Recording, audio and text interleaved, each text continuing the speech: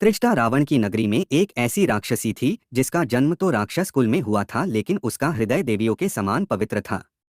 वह रावण को दुष्ट व पापी समझती थी, वह भगवान विष्णु में विश्वास रखती थी। रावण के द्वारा माता सीता का अपहरण किए जाने के पश्चात उसे अशोक वाटिका में रखा गया था, जहां माता त्रिष्टा को ही उनकी सुरक्षा का उत्तरदायित्व सौंपा गया था। उस समय उसने अपनी बुद्धिमत्ता के साथ माता सीता को संभाला था। जब रावण छल के द्वारा माता सीता को पंचवटी से अपने पुष्पक विमान में उठाकर ले आया तो उसने माता सीता को अशोक वाटिका में रखा। रावण के द्वारा माता त्रिष्टा को ही सीता की सुरक्षा सौंपी गई, वह सभी राक्षसियों का प्रमुख बनाया गया। रामायण में त्रिष्टा की भूमिका भी यही से शुरू हुई थी, जिसमें उन्होंने स्वयं के चरित्र को ऐसा दिखाया जिससे वह आमजनों के दिल में हमेशा के लिए बस गई। जब माता सीता रावण के द्वारा अपहरण कर लंका में लाई गई तब वह अत्यंत विलाप कर रही थी।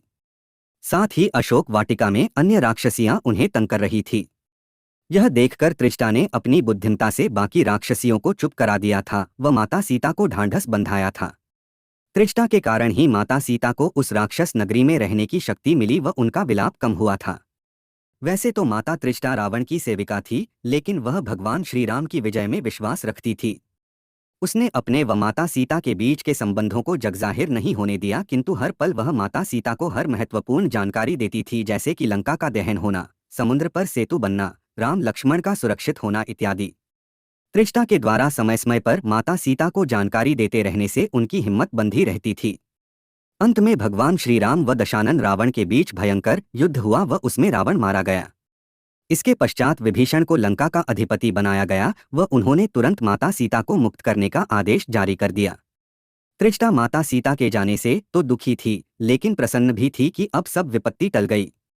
अग्नि परीक्षा के बाद जब माता सीता भगवान श्री राम के पास आई तब उन्होंने माता त्रिष्टा के वात्सल्य व प्रेम के बारे में उन्हें बताया।